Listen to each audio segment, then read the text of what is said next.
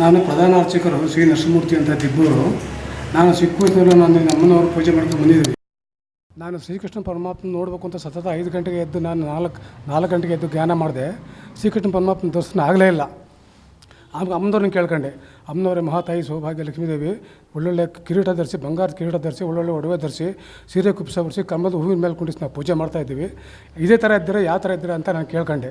ಅವಾಗ ಅವತ್ತಿನ ಸಾಯಂಕಾಲಕ್ಕೆ ಅಮ್ಮನವ್ರು ಏನು ಮಾಡ್ಬಿಟ್ಟು ನನಗೆ ಆಂಜನೇಯ ಶಕ್ತಿ ಕೊಟ್ಟು ಈ ಥರ ಪಶ್ಚಿಮ ದಿಕ್ಕಕ್ಕೆ ಆಂಜನೇಯ ಹೋದಂಗೆ ಹೋಗ್ತಾಯಿದ್ದೀನಿ.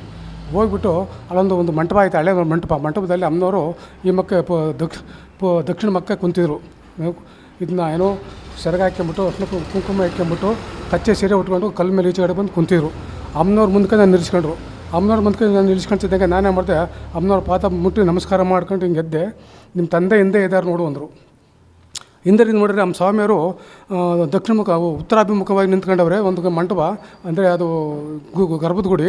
ಅದರಲ್ಲಿ ಸ್ವಾಮಿಯವ್ರು ಬರೀ ಕಚ್ಚೇರಿ, ಅಕ್ಷಯ ಪಾತ್ರೆ ಎಡಗೈಲಿ ಅಕ್ಷಯ ಪಾತ್ರೆ, ಬಲಗೈಲಿ ಬೆತ್ತ, ಬರೀ ಕಚೇರಿ ಅಷ್ಟೇ. ಇನ್ನೇನು ಜುಟ್ಟು ಕಟ್ಟಿದ್ರು, ಬ್ರಾಹ್ಮಣರು ಕಟ್ಟಂಗೆ ಜುಟ್ಟು ಕಟ್ಟಿದ್ರು ಅವರು. ಸ್ವಾಮಿಯವರು ಅವತ್ತೇ ದರ್ಶನ ಆಯ್ತು ನನಗೆ. ಸತತ ಪ್ರಯತ್ನ 5 ಗಂಟೆನ 5 ವರ್ಷಗಳ ಕಾಲ ನಾನು ಪ್ರಯತ್ನ ಮಾಡಿದೆ ಶ್ರೀಕೃಷ್ಣ ಪರಮಾತ್ಮ ನೋಡಬೇಕು, ದರ್ಶನ ಆಗಲೇ ಇಲ್ಲ. ಅವತ್ತು ದಿವಸ ಇಬ್ಬರದ್ದು ಆಯ್ತು. ನನ್ನ ನೋಡಲಿಲ್ವಲ್ಲ ಇವನು, ಬರೋ ಶ್ರೀಕೃಷ್ಣ ಪರಮಾತ್ಮ ನೋಡೋಕೆ ಅವನು ಅಪೇಕ್ಷೆ ಪಡ್ತಾನಲ್ಲ ಅಂತಂದು ಅಮ್ಮನವ್ರ ದರ್ಶನ ಕೊಡಲೇ ಇಲ್ಲ. ಅವತ್ತು ಅಮ್ಮನವ್ರು ನೋಡ್ಬೇಕು ಅಂತ ಅಪೇಕ್ಷೆ ಪಟ್ಟಾಗ ಇಬ್ಬರದ್ದು ಆಯಿತು ನನಗೆ. ಸ್ವಾಮಿಯವ್ರದ್ದು ಆಯಿತು, ಅಮ್ಮನವ್ರದ್ದು ಆಯಿತು. ಈ ಥರ ಆಯ್ತು ನೋಡಿ. ನಾನು ಭಾಳ ಅಭಯ ಆಯಿತು.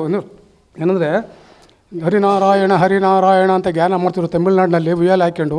ನಾನು ಹರಿನಾರಾಯಣ ಅಂತ ಜ್ಞಾನ ಮಾಡ್ತಿದ್ದೆ. ನಾನು ಬೆಳಗಿನ ಜಾವಕ್ಕೆ ಎದ್ದು ಅವಾಗ ಒಂದು ಸಹ ಏನು ಮಾಡಿಬಿಟ್ರು, ನನ್ನ ನಿದ್ದೆ ಒಳಗೆ ಕನಸಿನಾಗ ಬಂದು ನಾರಾಯಣಿ ಅಂತ ಕೈ ಮೇಲೆ ಬರೆದ್ರು. ಇದು ಸತ್ಯ ಸಂಬಂಧ. ನಾನು 1000 ಜನ ಮುಂದೆ ಹೇಳ್ತೀನಿ, ನಾನು ದೇವ್ರು ಹೊತ್ಕೊಂಡು ಹೇಳ್ತೀನಿ. ನಾನು ಯಾರ ಕೈಲಿ ಏನು TV ಪ್ರಸಾರಣವಲ್ಲ, ಹೇಳಿದ್ದು ಅಲ್ಲ, ಏನೂ ಇಲ್ಲ. ಅಮ್ಮನವರೇ ಬಂದು ಕೈ ಮೇಲೆ ನಾರಾಯಣಿ ಅಂತ ಕೈ ಮೇಲೆ ಬರೆದ್ರು. ಅಂದ್ರಿಂದ ನಾನು ನಾರಾಯಣಿ ಅಂತಲೇ ಜ್ಞಾನ ಮಾಡ್ತಾಯಿದ್ದೀನಿ. ಇವತ್ತು ತಿಬ್ಬೂರಲ್ಲಿ ವರಮಹಾಲಕ್ಷ್ಮಿ ಹಬ್ಬದ ಪ್ರಯುಕ್ತ ಪ್ರತಿ ವರ್ಷದಂತೆ ಈ ವರ್ಷವೂ ಸಹ ಅದ್ಧೂರಿಯಾಗಿ ಏನು ಅಮ್ಮನವರ ದರ್ಶನ ಮಾಡ್ತಿದ್ದಾರೆ. ಹಾಗಾಗಿ ಎಲ್ಲ ಗ್ರಾಮಸ್ಥರಿಗೂ ವರಮಹಾಲಕ್ಷ್ಮಿ ಹಬ್ಬದ ಶುಭಾಶಯ ಕೋರ್ತಿದ್ದೀವಿ.